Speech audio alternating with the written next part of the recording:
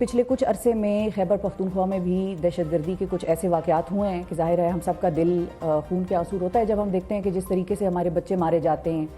اور ISPR کے مطابق اگر ہم ریسنٹ بنو کے اٹیک کی بات کریں تو ISPR یہ کہتا ہے کہ اس اٹیک کی پلاننگ افغانستان میں ہوئی تھی، لیکن ہم نے یہ دیکھا کہ ایگزیکیوشن تو اس کی یہاں پر ہوئی. اتنے دن گزر جانے کے بعد آپ کے پاس بطور CM کیا اطلاعات آئی ہیں، انفارمیشن کیا آئی ہے کہ یہ اٹیک کس طرح سے ایگزیکیوٹ ہوا؟ اس کے حوالے سے آپ کے پاس اطلاعات کیا موجود ہیں؟ بسم اللہ الرحمن الرحیم. پہلی بات تو یہ ہے کہ یہ جو دہشت گردی کی جو وجوہات ہے میں ذرا اس پہ روشنی ڈالنا چاہتا ہوں کہ جب عمران خان صاحب کی حکومت کو ہٹایا گیا، سازش کے تحت اس حکومت کو ختم کیا گیا، دہشت گردی کا تقریباً خاتمہ تھا اس ملک میں. اور آپ اس ٹینیور میں دیکھ لیں وہ 3-3.5 سال میں کوئی ایسے واقعات رونما نہیں ہو رہے تھے. انفارچونیٹلی حکومت ختم کرنے کے بعد پورے ادارے، پورا سسٹم، گورنمنٹ، ایون ہماری وہ ادارے کہ جن کا کام ہے دہشت گردی کو روکنا، وہ سارے کے سارے فوکس ہو گئے تحریک انصاف کو ختم کرنے پر.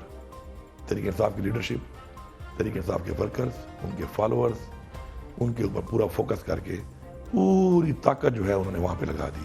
اس دوران میں موقع ملا دہشت گردوں کو دوبارہ سر اٹھانے کا. اور ظاہری بات ہے جب آپ کوئی بھی رینج کو ڈھیلا چھوڑیں گے تو اس سے یہی ایسا ہی پھر امپیکٹ آتا ہے اور دہشت گردی دوبارہ شروع ہو گئی پورے پاکستان کے اندر.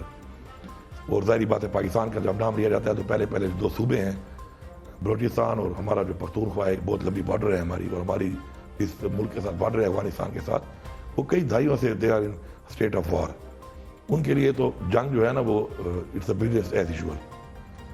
تو وہاں پہ اس کا جو ہے امپیکٹ آنا شروع ہو گیا اور اب کافی حد تک بڑھتا جا رہا ہے. اور میں جیسے ہی میں نے یہ حکومت ٹیک اوور کی تو میں نے جو پہلی بات فیڈرل گورنمنٹ میں جا کے اب اس کمیٹی میں کی وہ یہی تھی کہ ہمیں اپنی پالیسی کو ریویو کرنا چاہیے، ہمیں افغانستان سے بات کرنی چاہیے، مذاکرات کرنے چاہیے اس حوالے سے.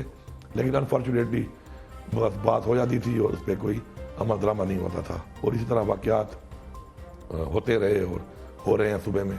اور میں بار بار لگا رہا. تو پھر بیچ میں جو ہماری ایک میٹنگ ہوئی جب چیف آف آرمی اسٹاف آئے تھے یہاں پر، تو لا اینڈ آرڈر پہ ہماری ایک میٹنگ تھی. تو اس کے اندر مجھے پھر فیڈرل گورنمنٹ نے الاؤ کیا کہ آپ جو بار بار کہتے ہیں کہ جی آپ مذاکرات کریں افغانستان کے ساتھ ہم، تو آپ اس کے اوپر آگے کام کرنا شروع کر دیں. پھر میں نے یہاں میٹنگز کی، میں نے جرگے بلائے، مختلف لوگوں کو بلایا جو کہ افغانستان کے ساتھ انگیج رہے ہیں، اٹیچ رہے ہیں ان آل دیز ایئرس. کیونکہ افغانستان میں بھی پہلے ایک مجاہدین تھے جن کو مجاہدین کر کے ہم نے جو ہے ایز اے ہیرو پیش کیا. جب ہماری ایک وار تھی افغانستان کی رشیا کے ساتھ، پھر مجاہدین کے بعد ان کو ایک نام دے دیا طالبان کا، پھر خوارج نام دے دیا، دہشت گرد نام دے دیا. تو یہ پورا ایک پروسیس گزرا ہے. تو گڈھاپور صاحب، یعنی کہ آپ اس چیز کی تصدیق کر رہے ہیں کہ جب آپ کی آرمی چیف صاحب سے ملاقات ہوئی تھی تو انہوں نے آپ کو گو ہیڈ دے دیا تھا کہ آپ افغانستان کے ساتھ انگیج کریں؟ جی. تو پھر یہ ہوا. لیکن ظاہری بات ہے TORs بنا کے فیڈرل گورنمنٹ کے بغیر اب ڈائریکٹ یہ صوبہ تو نہیں کر سکتا. پھر ہم نے اس کے بعد جب ورکنگ کر لی، پھر ہم نے TORs بنا کے باقاعدہ ان رائٹنگ کافی ٹائم ہو گیا ہے کہ ہم نے فیڈرل گورنمنٹ کو بھیج دیے. لیکن پھر وہی نان سیریسنس، اتنی میجر چیز پہ، اتنے سیریس ایشو کے اوپر نان سیریسنس. ابھی پھر میں نے اس کو دوبارہ یاد دہانی کرائی کچھ دن پہلے ہی، تقریباً 12-15 دن پہلے دوبارہ کہ وہ TORs آئے ہوئے ہیں ان پہ بیٹھے ہمارے ساتھ بات کریں تاکہ اپنا ہم پہلا وفد بھیجیں اور جا کے وہ TORs پہ ان سے بات کریں. اور پھر جو بڑا جرگہ ہم نے بھیجنا ہے وہ بھیجیں. اور اس میں آبویسلی ہم نے ان سے کہا ہے کہ اپنے لوگ بھی آپ دیں ہمیں جو فیڈرل سے آپ دینا چاہتے ہیں. تو ابھی تک کوئی جواب نہیں آیا اس کا. اچھا. تو ہم تو ابھی بھی میں یہ سمجھتا ہوں کہ جب تک ہم اس کے اوپر پراپر مذاکرات نہیں کرتے، بھی آپ کو پتہ ہونا چاہیے کہ اس وقت پچھلے 13 دنوں سے میرا جو ترخم کا بارڈر ہے وہ بند ہے، میری ٹریڈ بند ہے. اچھا، اس ٹریڈ سے دونوں سائڈ کے لوگ افیکٹ ہو رہے ہیں.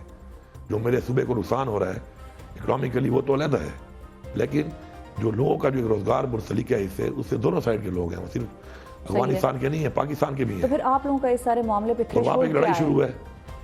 وہ لڑائی شروع ہے اور اتنے دن گزر گئے ہیں، تورخم بھی بند ہے، بارڈر بھی بند ہے، لڑائی بھی ختم نہیں ہو رہی، کوئی بات چیت کا رزلٹ بھی نہیں آ رہا.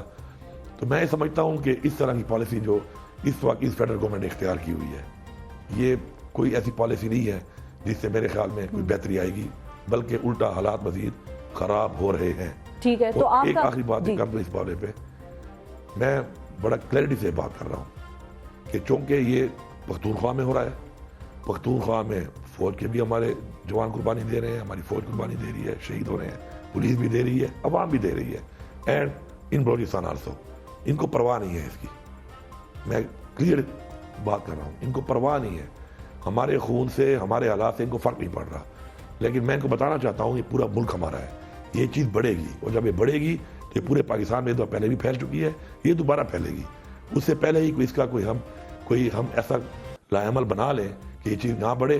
اور میں بار بار کوئی الرٹ دے رہا ہوں. یہ الرٹ آپ اپنی اطلاع کی بنیاد پہ دے رہے ہیں یا خدشے کی بنیاد پہ دے رہے ہیں؟ میں اطلاع کی بنیاد پہ بھی دے رہا ہوں، اپنے ایکسپیرینس کی بنیاد پہ بھی دے رہا ہوں، اور خدشے کی بنیاد پہ بھی دے رہا ہوں، اور ایز اے چیف ایگزیکٹو اپنی جو میری رپورٹس ہیں اس کی بنیاد پر بھی دے رہا ہوں.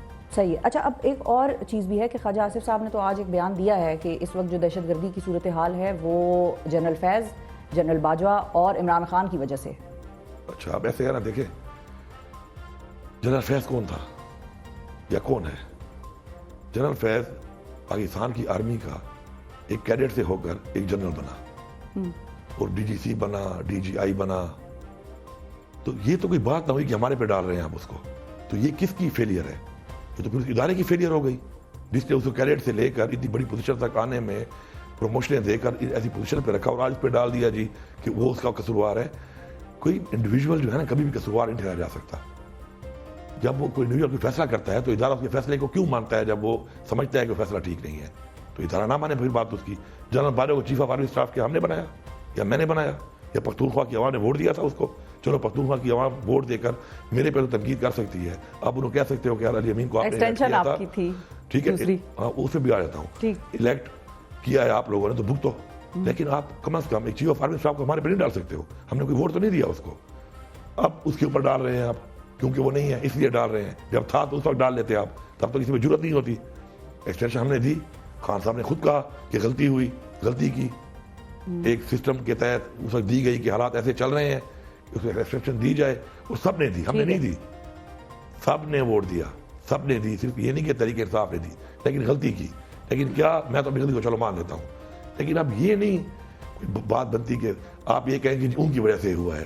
تو اس سے پہلے بھی تو یہ ہو رہا تھا، اس وقت تو یہ نہیں تھے، پھر کون تھا؟ پھر کسی اور کا نام لیتے جو ریٹائر ہو گیا ہو. تو یہ اس طرح کی بلیم گیم کر کے جو ہے نا اپنے آپ کو چیزوں سے نہیں نکالا جا سکتا.